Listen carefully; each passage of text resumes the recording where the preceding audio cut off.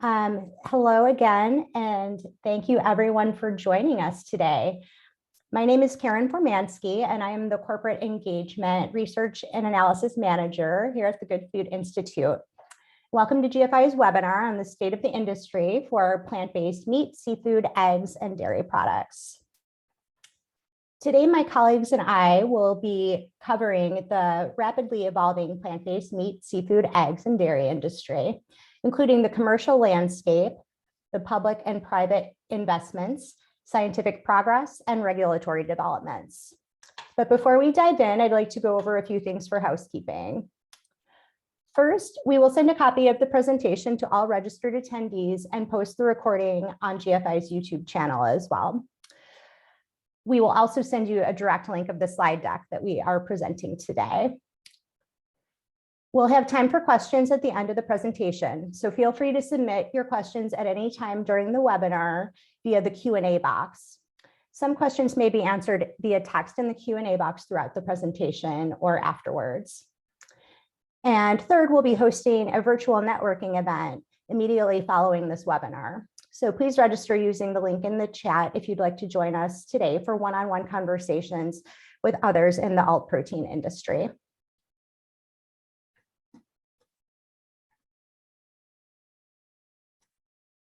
Okay, and now for a quick introduction to GFI. For those not yet familiar with us, the Good Food Institute is a 501c3 nonprofit that is developing the roadmap for a sustainable, secure, and just protein supply. We work across the areas of science and technology, corporate engagement, and policy to accelerate innovation in alternative proteins. We are 100% powered by philanthropy, not industry.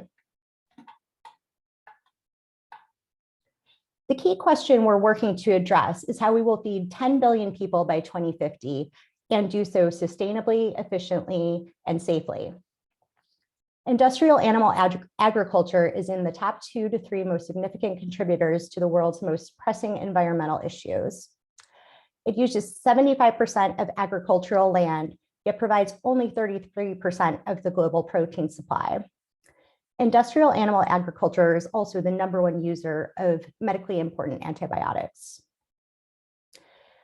We believe that an answer to these many issues is to make meat, eggs, and dairy products that people love in a more sustainable and efficient way.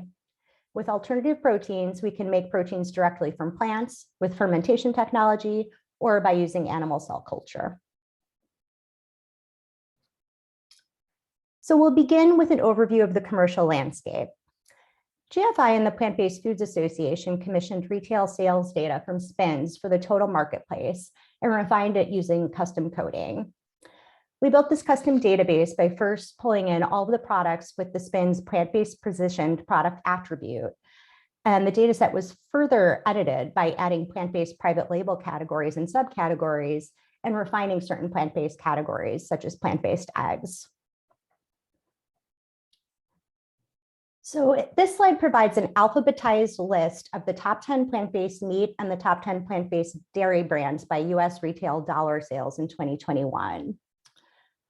The set of the top 10 brands for the plant-based meat category did not change between 2020 and 2021. And most brands in the top 10 for plant-based dairy dollar sales were consistent with those in 2020 as well. But new to the list in 2021 were Chobani and Country Crock.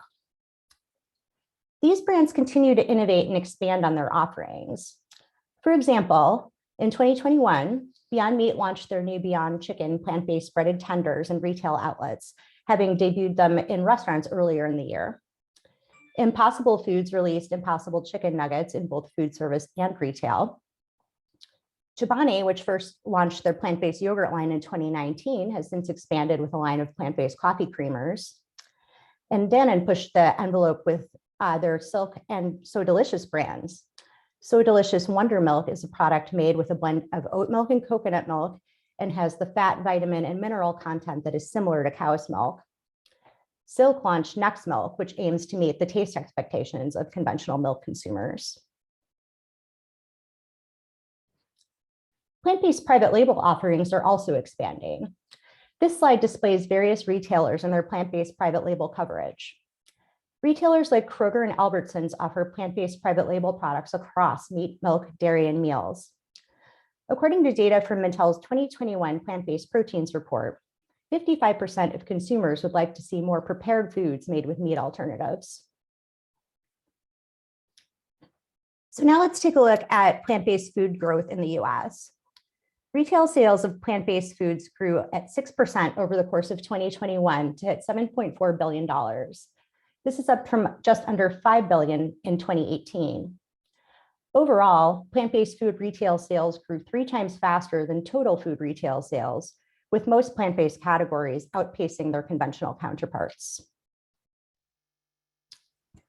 In this slide, we see the breakdown of the total plant-based market by individual categories. We can see that plant-based milk is the largest plant-based food category at $2.6 billion. Plant-based meat is the second largest category.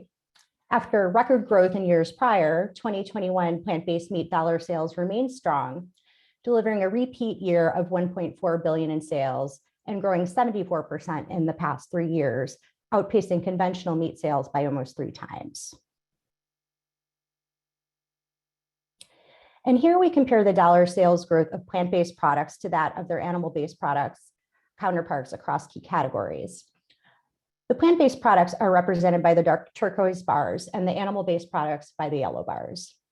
Across most categories, plant-based product sales growth is significantly outpacing that of animal-based products, indicating that plant-based categories are earning higher dollar shares of the total categories. And here we can see the share of the market that plant-based foods have in each product category.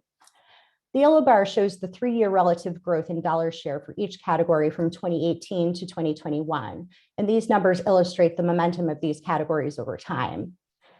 So across the board, we can see progress on share growth, as well as opportunities if categories like plant-based meat, eggs, and other dairy categories can successfully follow the trajectory of plant-based milk. GFI analysis of Euromonitor data shows strong plant-based market growth at the global level as well. Global dollar sales of plant-based meat grew 17% in 2021 to $5.6 billion, and global dollar sales of plant-based milk grew 14% to $17.8 billion.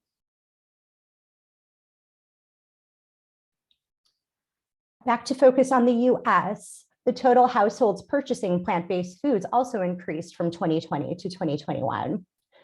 61.5% of all US households are now buying plant-based products, an increase from 60.7% in 2020.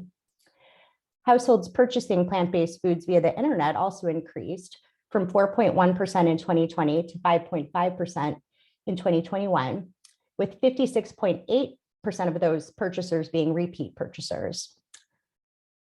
Nearly 54 million US households now purchase plant-based milk, an increase from 40% in 2020. And plant-based meat remained relatively steady, with 18.6% of households purchasing in 2021, up 0.5% from 18.1% in 2020. Additionally, while plant-based meat saw this growth, animal-based meat household penetration saw a slight decrease from 97.7% of all US households purchasing meat in 2020 to 97.2% in 2021, representing a 0.5% decrease in household penetration for animal-based meat.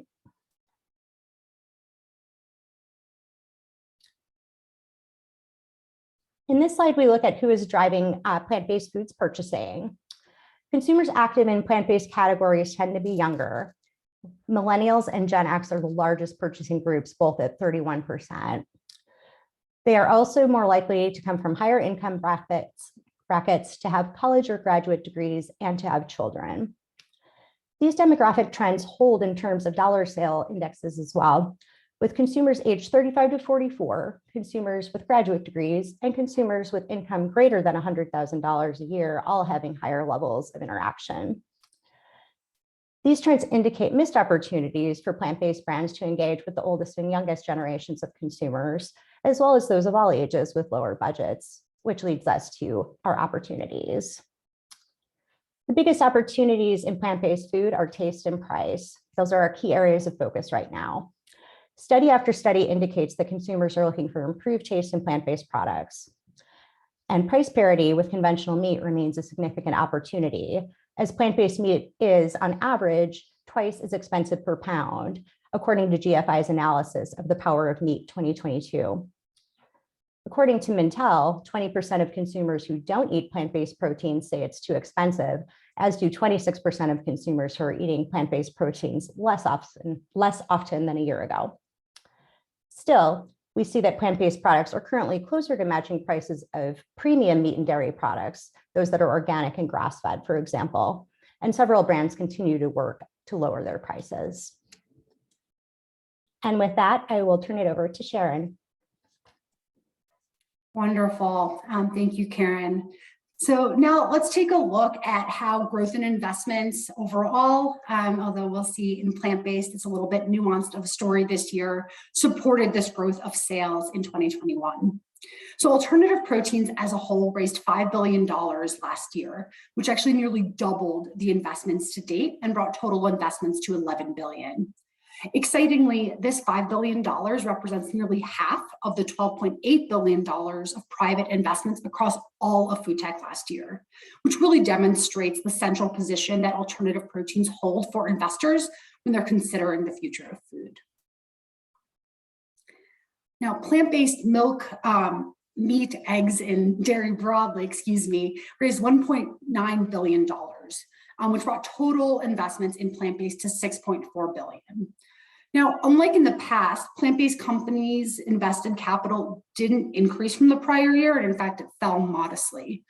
But I really want to highlight that we don't think this represents falling interest in alternative proteins, but rather investors are diversifying their allocations among alternative protein industries, with both fermentation and cultivated meat companies seeing large increases, as many of you may be familiar if you joined our other webinars.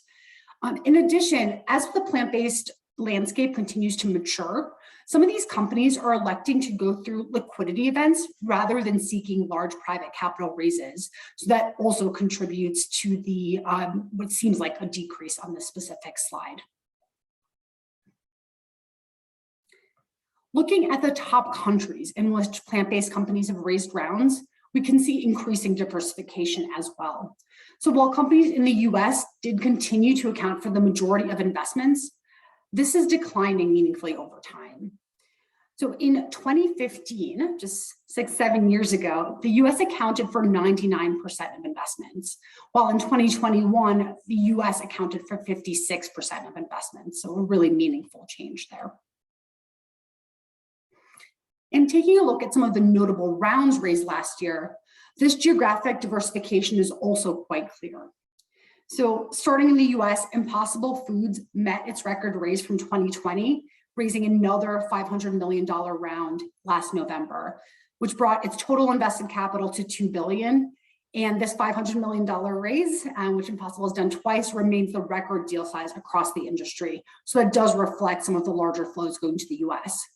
But if we start moving around the world, if we go to Chile next, Notco, which is a plant-based company that leverages AI algorithms to craft plant-based dairy and milk, raised a $235 million round in a Series D at a valuation of $1.5 billion, so becoming a unicorn. And then across the Pacific Ocean, Australian plant-based company V2 Food secured a $110 million Series B round, which it intends to use to accelerate its global expansion, particularly into China. So we're seeing both raising capital increasing in countries outside of the US, as well as companies using this capital to expand their reach geographically. And speaking of Asia, Singapore-based NextGen Foods, which is the maker of the Tyndall plant-based chicken, raised a record-breaking $30 million seed round last year, which was actually nearly triple the size of the next largest seed round raised by any alternative protein company. Plant-based seafood also continues to gain momentum, with Gathered Foods, which is the maker of Good Catch, securing a $26 million bridge financing round. That was actually on the prior slide if you're looking for it. And Next Wave Foods, which is on this slide, raising an $18 million Series A round. Now, while plant-based companies continue to raise sizable equity rounds, It's worth noting that non-dilutive financing was nearly absent last year. The only item of record was a $2.5 million disclosed debt round raised by Kite Hill last year. Now, the fact that we're not seeing this in the numbers could be partially due to the fact that disclosure of debt financing can be lower than disclosure of equity financing. And of course, we are still in a relatively nascent industry. However, it's really important for companies to begin to seek this capital as they mature, as it can be really important for them scaling into commercial scale production, building or leasing manufacturing facilities and equipment, and more. And so non-dilutive capital like debt and project financing, equipment, and infrastructure leasing is going to offer these companies benefits over dilutive equity financing. So next, I noted liquidity events are increasing, and that is partially why we're seeing some smaller figures on the investment capital side. So as you can see historically, the vast majority of these have happened in the plant-based space. We don't have the other verticals represented here, but they're quite low, and we're really just starting to see liquidity events. And the vast majority of liquidity events have been merger and acquisition activity, although we are starting to see additional public listings. Historically, the largest disclosed deal to date was Danone's acquisition of White Wave Foods. It's a plant-based milk market leader that operated the Silk brand. That was for $12.5 billion in 2017. Last year, we saw a meaningful pickup in liquidity deals as compared to the prior couple of years. And two notable events I'd like to highlight. One was Oatly's IPO on the NASDAQ at an implied valuation of $10 billion. And the second is JBS, the largest meat company in the world, acquisition of Vivera, which was Europe's third largest plant-based food company, for approximately $415 million. Now, zooming back out to alternative proteins as a whole and looking at their position in the market, we can see that alternative proteins are increasingly being recognized as a core part of climate tech, not just food tech. This is true in conversations that we're having with investors as well as in industry publications. So for example, on this slide, we have screenshots from PitchBook, which is a leading provider of private market data, and they include alternative proteins in their climate tech map. They also include a number of alternative protein specialist venture capital funds in their list of top early stage VC climate tech funds. Now, this recognition of alternative proteins as climate tech and the growth that we've seen overall in alternative protein investments is impressive, but it's really important to remember that alternative proteins remain just a minuscule fraction of the trillions of dollars that have been invested globally in climate technology companies. So looking at one example, private capital in earlier stage electric transportation technology companies, that alone is nearly 6 times greater than the investments in alternative proteins. And that's despite the fact that the contribution from transportation to global greenhouse gas emissions is smaller than the contribution from global livestock production.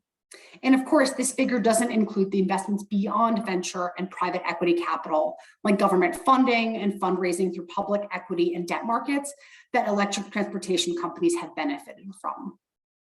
So all of this is a stark reminder that much more investment in alternative proteins will be needed to help reach public and private decarbonization and net zero commitments. These types of investments will allow companies to continue to scale critical research and development, increase production, and bring down costs to better compete with conventionally produced animal protein. And with that, I'll turn it over to Pri. Thank you so much, Sharon. The 2021 plant-based industry saw a number of technological advances across the value chain, from crop optimization to ingredient isolation and functionalization, all the way to end product formulation and manufacturing. Optimizing crop sources upstream in the value chain results in less costly, energy demanding, time consuming, and complex downstream processing. So the more closely a raw plant protein is tailored for those plant-based meat, egg, and dairy products downstream, the less effort is needed to actually achieve the desired functionality and sensory aspects through downstream processing. And while traditional crop breeding does aim to enhance yield and resistance to pests, disease, or drought, efforts that instead emphasize the content and functionality of ingredients, especially proteins, have advanced plant-based meat, eggs, and dairy categories significantly this year. So in 2020, we saw some advances in crop breeding, including Benson Hill finalized their first commercial harvest of their new ultra high protein soybean varieties. Nusicer announced an ultra high protein chickpea crop variety. And if successful, these new high protein varieties will be really unique commercially available soybeans and chickpeas that could effectively and efficiently bypass some traditional dry and fractionation steps. There were also a number of advances in molecular farming, and this is essentially when crops are bred so that they express non-native proteins to plants, including some animal proteins like casein. So for instance, Noble Foods has been developing casein within soybean crops. And for more information on molecular farming advances in 2021, I ask you to please refer to our State of the Industry report and webinar for fermentation technology. There's a deeper dive there for molecular farming. In addition to breeding crop sources for optimal traits, novel crop sources can also be explored for desirable traits. So this table displays examples of novel proteins that can be used in plant-based product formulations. 2021 saw some major developments from companies working to commercialize novel crops or expand the commercial uptake of specialty crops with promising attributes for alternative protein applications. Some of these advances include Terviva, a US-based startup commercializing oil and protein from Pongamia tree beans, developed a partnership with Danone and Nista, and they also plan to open a production facility in the US in 2022. Other places like InnovaPro, Nutrati, and Chickpea are all focused on releasing new chickpea ingredients, including a texturized chickpea and pea protein blend. And other companies like Prion with Scrum Venture and Green Boy Group are developing protein ingredients from novel sources like amaranth, hemp seeds, mung beans, fava beans, and chickpeas. So very exciting. If you'd like to take a deeper dive on some novel protein sources, I highly encourage you to refer to GFI's Plant Protein Primer. There were also a number of advances in creating actual products from these novel ingredient sources. And this table displays diverse protein sources used to develop analog plant-based products in 2021, where you can see a large range of protein sources ranging from seaweed, mung bean, and potato, all the way to spent grain. And these unique protein sources are used to create seafood, meat, dairy, eggs, or to create upcycled products. And those are what the icons represent in this table. And I'll just point out a few key trends here.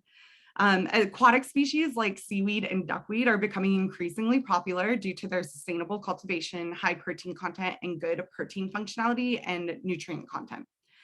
For example, Plantable Foods closed a $21.5 million Series A fundraising round for their vertically integrated agricultural platform, which produces protein ingredients from duckweed, a fast-growing aquatic plant that can double its biomass every 48 hours and contains a high percentage of a very promising plant protein called rubisco.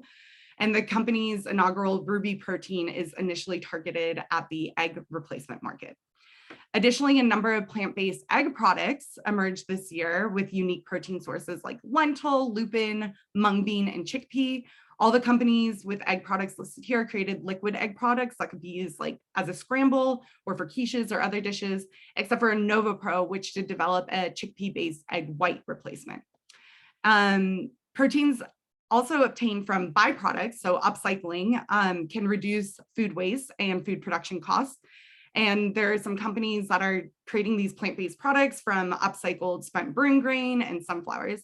So for example, St. Louis-based Evergrain, a company owned by Anheuser-Busch InBev, created an upcycled, highly soluble EverPro BR protein, which contains 85% protein from upcycled barley and rice. Upcycled barley is usually instead sold for animal feed, and their wholly owned subsidiary Take Two is actually using this upcycled protein to create a plant-based milk product, barley milk.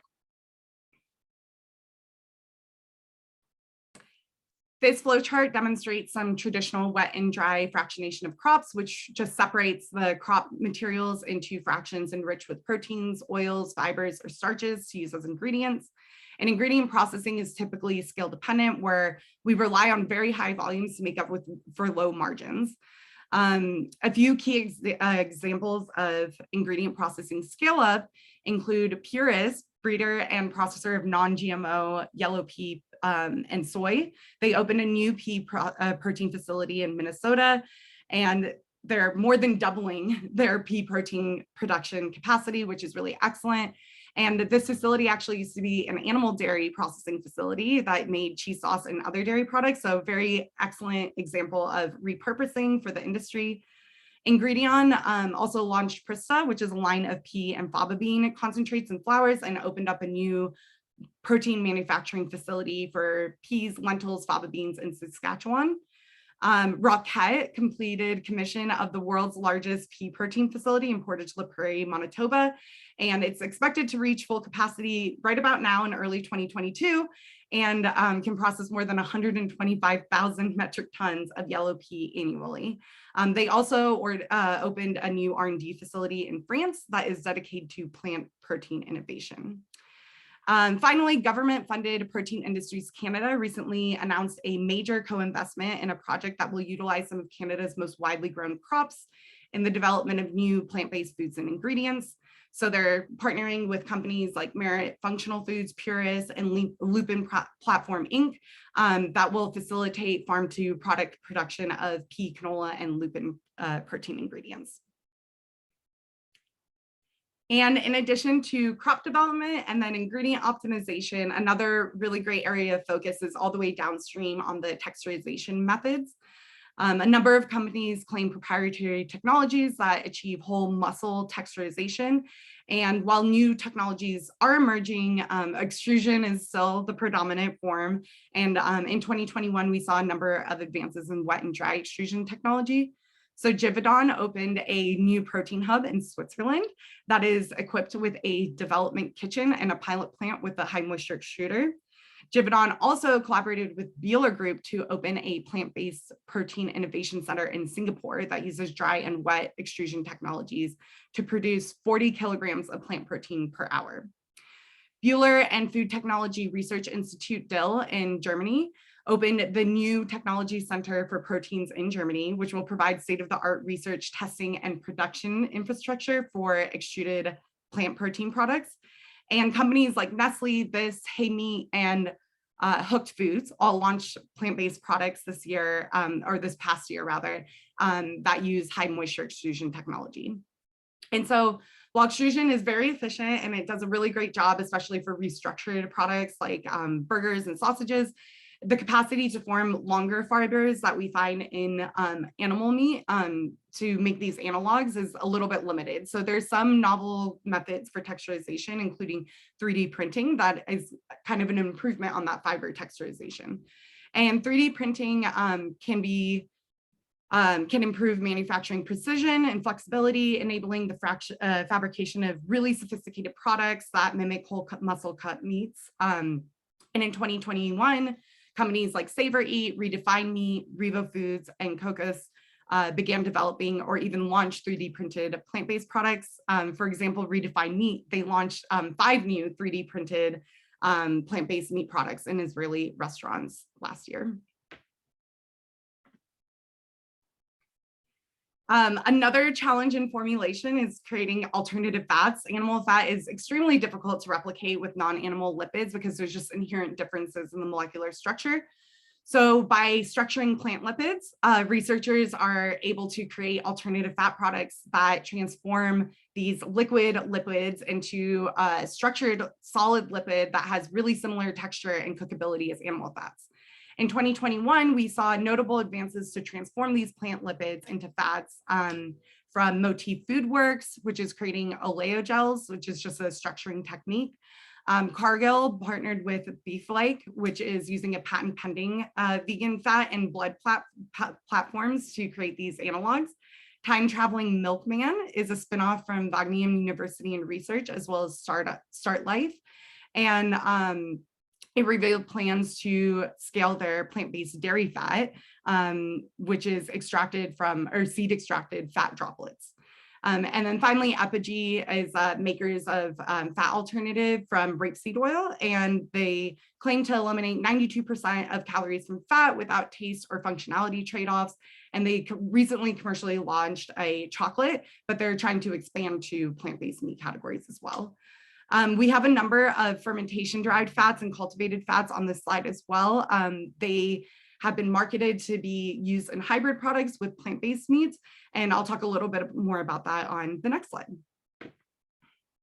Alternative protein products are generally categorized in plant-based, fermentation-derived, or cultivated meat, but there are a number of growing products that are leveraging these three categories for the best of these three technology categories to make really great products that are hybrids. So going back to the fat, cultivated fat producer Mission Barns is partnering with a plant-based startup, Puritin, in China, and Silva Sausage in California to launch hybrid meat products with cultivated and plant-based ingredients, like cultivated fat. Meat and Marble is also using fermentation-derived fats for plant-based analogs. Nestle is announcing plans to create cultivated meat with plant-based ingredients. And Seawith, which uses seaweed scaffolding, it's used to grow bovine cells for cultivated steak. And they're targeting a goal to have their product cost as low as $3 per kilogram by 2030. Excellent. So lastly, I have to shout out our research grant program that is doing a really wonderful job of recognizing the bottlenecks in the industry and trying to seed fund some really exciting innovations. So we had a 2021 competitive research grant and have 6 new grantees, Dr. Xiaonan Sui, Dr. Lucino Paulino Silva, Dr. Henry Yu, Dr. Lutz Grossman, and Dr. Jay Park. And they're working on a number of really great projects focused on whole cut meat and seafood products, ranging from creating connective tissue with plant fibers all the way to 3D printing pulses into fish. And then finally, we also later in 2021 had another grant call, and this one was focused on alternative fats. So we're welcoming 5 grantees into this cohort, including 2 working on plant-based alternative fat technologies. And these technologies really just focus on taking, again, those plant lipids that are typically liquid at room temperature and structuring or modifying them in a way that makes them solid and have higher melting points and better texture and favorable properties compared to alternative fats. We just opened up a call for grants in 2022, and I really welcome you to explore our grant page for more information about that and maybe apply for the grant. And with that, I'll welcome Maddie to talk about policy updates. Thanks. So starting with regulatory updates from the US, back in 2019, FDA issued a request for information inviting comments on the use of terms like milk and yogurt and cheese on plant-based dairy products. And they received tens of thousands of comments in response to that RFI. GFI submitted a comment in which we argued that FDA should not prohibit the use of these terms on plant-based product labels, so long as they include an appropriate modifier like soy or oat or almond. And now FDA has developed draft guidance on the labeling of plant-based milk. It's currently under review by the Office of Information and Regulatory Affairs at OMB, but we do expect it to be published soon, likely by the end of June 2022. Once FDA issues that draft guidance, there will be another opportunity for public comment, and usually those public comment periods are around 60 days. And even though FDA's earlier RFI sought comment on dairy terms generally, we expect this upcoming draft guidance based on its title to only address plant-based milk products, not other dairy products. But FDA also announced in January that it plans to begin working on draft labeling guidance for a broader category of plant-based alternatives to animal-derived foods later this year, which could include plant-based meat and other plant-based dairy. At the state level, we have seen some laws passed that place restrictions on plant-based product labels. These label censorship laws restrict what plant-based meat can be called, often saying it can't be called meat at all, or banning terms like burger or sausage or chicken from being used on products that don't come from harvested animals. GFI and others have worked to challenge these laws in court, primarily on the grounds that they violate the First Amendment. Unfortunately, no new label censorship bills were passed in 2021, but litigation against some of the existing laws is ongoing. So we just had a big victory in Louisiana. GFI and the Animal Legal Defense Fund represented tofurkey in a challenge to that state's label censorship law. And just last month, a federal court held that the state's law violates the First Amendment and can't be enforced. We had a similar victory in Arkansas, where we worked with the ALDF and the ACLU to represent tofurkey in a similar challenge. And the court there granted tofurkey an injunction that says the state cannot enforce its law against tofurkey's products. But they've now asked the court to expand that injunction so that they can't enforce the law against any company for any of its products. And we're still waiting on a decision on that request. There are also cases pending in Missouri and Oklahoma, but both of those are still at earlier phases of litigation. There was also an interesting label censorship case in California this year, which is a bit different because California doesn't have a state label censorship law. But the California Department of Food and Agriculture enforces all state and federal food laws in California. And in 2019, the department notified plant-based dairy company Miyoko's Kitchen that the labels the company used for its vegan butter product violated California and federal law on food misbranding. And they told Miyoko's to stop using a couple of the terms it was using on its label, including the word butter and the terms lactose-free, cruelty-free, and revolutionizing dairy with plants. The state essentially argued that using the term butter was illegal because butter is defined under federal law, and this vegan butter product doesn't meet that definition. And also that the other terms would imply to consumers that the vegan butter product was actually a bovine dairy product. In response, Miyoko sued the state and essentially argued that banning these terms violated the First Amendment because they're an accurate description of the vegan butter product. And last August, a federal court agreed and held that the state can't prevent Miyoko's from using these terms on its product. They said that just because the federal government has defined the word butter doesn't mean that other uses of that term are misleading, and that the use of the other phrases on the product were not misleading and are protected by the First Amendment. Turning to funding for alternative protein research, in 2021, GFI led a coalition of 61 companies, nonprofits, research institutions, and trade associations asking Congress to prioritize alternative protein research for the next fiscal year. And we've seen a lot of increased support from Congress themselves. So House Appropriations Committee Chair Rosa DeLauro has been a huge champion for alternative proteins, and fighting for alternative proteins has to have a place as both a climate and food security solution. And then a number of other members of Congress, as you can see from this slide, have called for increases in funding for alternative protein research from the House Ag Committee, the USDA, as well as from John Kerry in his role as the presidential envoy for climate. Taking a look now at Europe, in 2021, the EU did reject a legislative amendment that would have banned any evocation of dairy. So images of dairy, the use of traditionally shaped milk cartons, and words like creamy or buttery on any product that's not derived from animals. Fortunately, that was rejected, but standard dairy terms like milk and yogurt are still prohibited in the EU unless the product comes from a milked animal. And this past year, France and Belgium also moved forward with some labeling restrictions that apply to plant-based meat and seafood products within their own national jurisdictions. And GFI's European affiliate is working with some allied organizations at both the EU level and within those countries to fight these policies. Fortunately, despite some label censorship issues, we did see a number of European governments fund plant-based research last year. So as you can see from the slide, Denmark, Germany, the EU, the UK, Sweden, and Norway all funded projects focused on developing and optimizing plant-based ingredients and foods. Another country where we saw a lot of movement in 2021 is Brazil.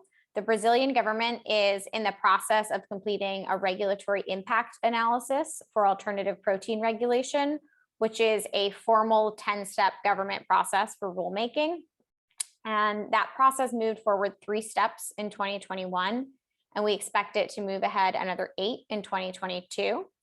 Once that analysis is complete, the government will publish their draft standards for public review, which we expect to happen in 2023. GFI has also hired the Food Technology Institute, which is a renowned research center in Brazil, to help develop an analysis that can assist the government in creating this new regulatory scheme. The Institute studied food safety issues, ways to adapt existing regulatory frameworks for plant-based products, and how other countries are regulating the industry. And then this past March, they published a report that'll help give the government some science-based information on alternative protein regulation, and also a comparative analysis of regulatory frameworks that have been used in other countries. India also had some regulatory movement this year. The Food Safety and Standards Authority published draft rules for vegan foods. Under the rules, any food products that are marketed as vegan must display the agency's vegan logo, which you can see here on the slide. These regulations are going to be finalized and published after the government finishes reviewing all the public comments that were submitted. In addition, the Ministry of Food Processing Industries recently announced that production of plant-based meat is eligible for financial assistance under the PMKSY, which is a government program that's meant to help supplement agriculture and modernize food processing methods.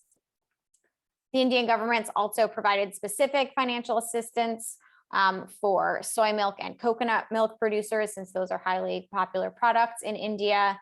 And several Indian government departments are now involved in plant-based meat R&D. And worldwide this year, a number of plant-based products have received authorization for sale. So Impossible received final approval to sell products containing heme in Australia and New Zealand.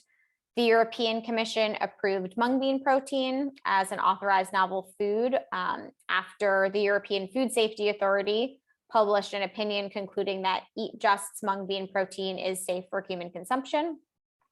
And Motif received a no questions letter from FDA in response to its GRAS notice for its heme product, which is derived from yeast.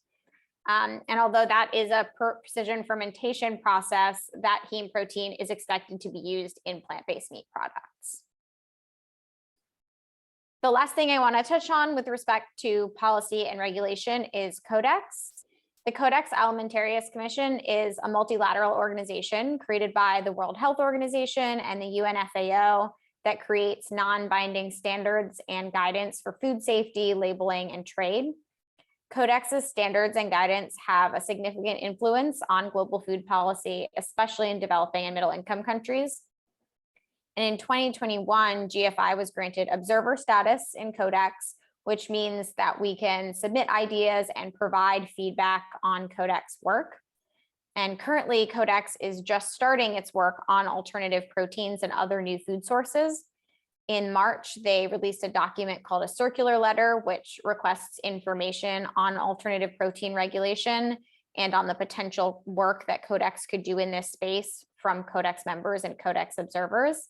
So GFI will be submitting a comment in response and plans to stay highly engaged in Codex's work on alternative proteins.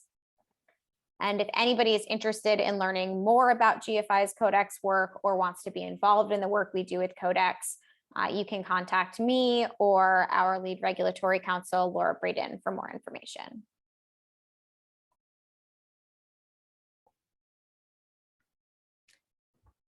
Thank you, Maddie. Now we'll move on to the question and answer portion of the webinar. So please ask your questions in the Q&A box rather than the chat, and we'll try to get to as many as possible in the time that we have remaining. I'm going to start with a question that we got regarding health-related benefits from these alternative products. I can go ahead and give a quick answer from a consumer perspective, and then I'll pass it on to Pri for maybe a SciTech perspective on that as well. It's a great question and a complicated answer, no simple answer to that. But I think that what we've seen in consumer studies is that we know that taste and price are ultimately more important overall to the consumers who are reaching for these products. So, you know, the things like nutritional content and things like sodium, as was asked in the question, you know, they may be more of a concern for those who are not yet entered into the space, who are not yet engaging. But I think that what we have seen is that there are so many different brands that are giving consumers different options that are more plant forward and, you know, lower in sodium and things like that. So at the end of the day, every manufacturer is going to have to decide whether they want to offer an array of products that have different nutritional profiles that are going to appeal to the wide needs and desires of the consumer base who are looking to meet alternatives for so many different reasons. That's not a very specific answer, but it's something that we know is important and that we are focused on as well. And I'm going to ask Pri if she has anything to add to that.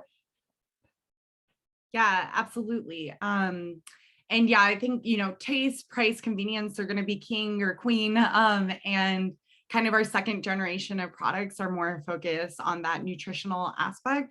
There are a number of studies that are starting to come out that are comparing like gut microbe biomes of plant-based eaters versus animal meat eaters. Unilever just did a study as well, focused on health. So we just need a few more studies to really compare these things. But specifically talking about salt, there are a number of companies that really are trying to lower their sodium content. So if in particular, Future Farm is trying to launch a low sodium burger, particularly because we see that, you know, this is a problem in the field, and reduced salt content is something that is on formulators' minds, I believe. And I think, you know, part of it is the salt is kind of inherent in the process of getting proteins out of crops. Plant proteins, the majority of them tend to be very salt soluble. So as a result of that, usually salt water is used to extract them, and that kind of inherently gets the salt into the process. So that's a really good bottleneck if anyone's focused on ingredient processing. I'll maybe just add one quick note there too, which is often when we're asked this question, the comparison that individuals are making are between like a Beyond Burger or an Impossible Burger and just kind of raw meat. And what's worth noting is if you look at how these products are actually consumed, right? A consumer who's purchasing a Beyond Burger, an Impossible Burger, or any other one, it's already a pre-flavored type of burger that you're just throwing on the grill and eating. Whereas when you're cooking meat at home, or certainly in food service, you are adding salt and spices and other content there. And so if you actually compare the nutritional characteristics, in particular sodium, of a burger served at a McDonald's or a Burger King, and you're comparing the plant-based option versus the meat option, that difference more or less disappears. And there's some other nutritional benefits to the plant-based option over the meat-based, the conventional meat-based option, like lack of cholesterol on plant-based, lower saturated fat, lower fat, and more that you will see. And to Pri's point, often when these companies are first coming to market, they're really trying to optimize on taste and of course, over time price, because as Karen said, that's really what's showing up in studies as most important to bring consumers in and to get them to repeat purchases. But often as companies then come out with their next products, like Pri said with Future Farm, another example could be Beyond Meat, where they've came out with their burger 1.0, and then they've since come out with 2.0 and 3.0. And as you see them moving down those new iterations, they are typically reducing the fat content and improving the micronutrient profile to be much more similar to conventional meat, or in fact, identical to it. And so I think we're going to continue to see that as these companies continue to scale and innovate. It's very much, it's in some ways a software kind of approach, right? Where you're putting out your kind of maybe not your minimum viable product because it has to still, consumers still have to like it, but then you are iterating through R&D and improving on it and then publishing, putting out there your next iteration, which of course, you know, in conventional meat is not something can be done. We can't really get past the limits of the animal. Thank you, Sharon. And I think just to round out that conversation, I think what we are seeing is that overall, the current users of alternative meat and dairy products do, the top reason that they state using them is that they do consider them to be healthier as an overall perspective. So that's obviously not analyzing an individual product or brand when we're looking at that perspective, but there's still the sense from the average user of these products that they are in some way a healthier choice. And that's even before all of these innovations that we're discussing. So I only think that that's going to improve over time.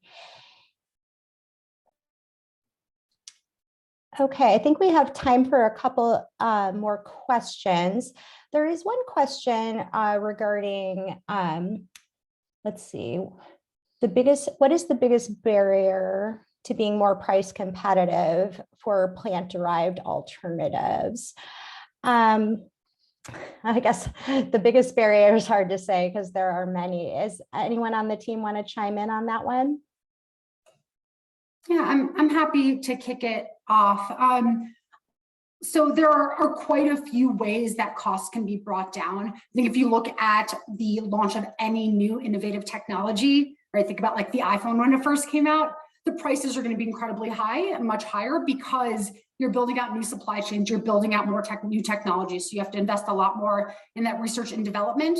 And you're not typically in the food space tapping into commodity crops solely, commodity production processes, and more. And what exists out there in terms of manufacturing, infrastructure, equipment is not optimized for your specific use case because it wasn't a use case prior. So there's quite a bit that can be done both in terms of research and development. So developing new ways to process and manufacture products. So for example, pre-mentioned kind of fractionation that's needed right now to process a lot of crops, and something like Benson Hill's high protein soy or pea getting around that. So if you have a high protein crop that's new, right, that's innovative, you maybe can skip that fractionation process. That saves you some money.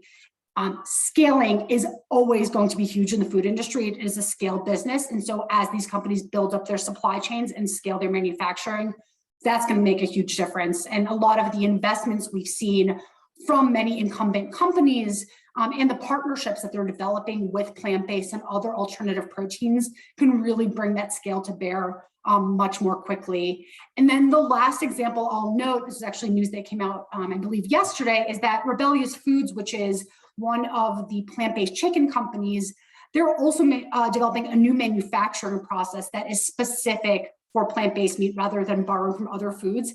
And they've actually announced that they've gotten the cost for producing, I think it's chicken nuggets, down to below conventional chicken nuggets. So that just shows the power of the R&D piece of it in addition to the scale.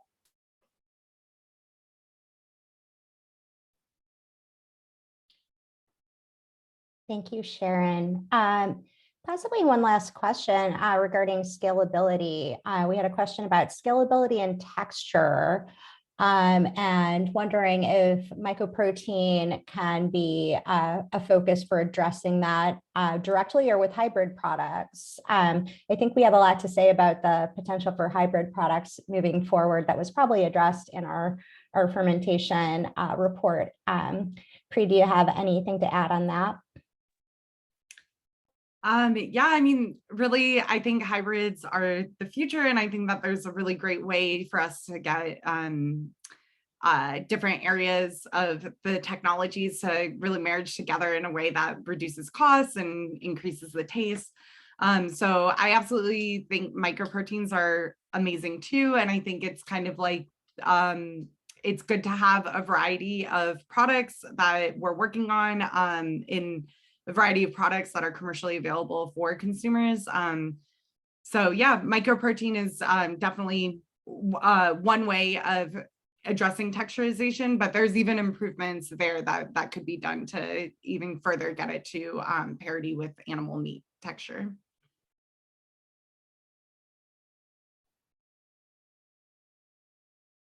Thanks, Pri.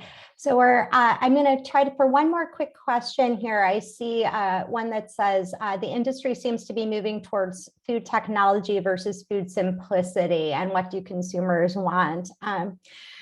It's a great question and something that we aim to continue trying to answer at GFI with our ongoing looks into what the white spaces are for consumer opinions and perceptions on this. But I truly think that the answer is that there are different types of consumers and they want different things. And we at GFI think that there's room for all of these products, and we are excited about all of them and how they can reach different audiences with drastically different preferences in some cases. I think that it's not as high profile, but there's a lot of great development in the less, I guess, for lack of a better term, the less processed products that are more focused on whole food ingredients. So we see development in that side of the plant-based proteins market as well.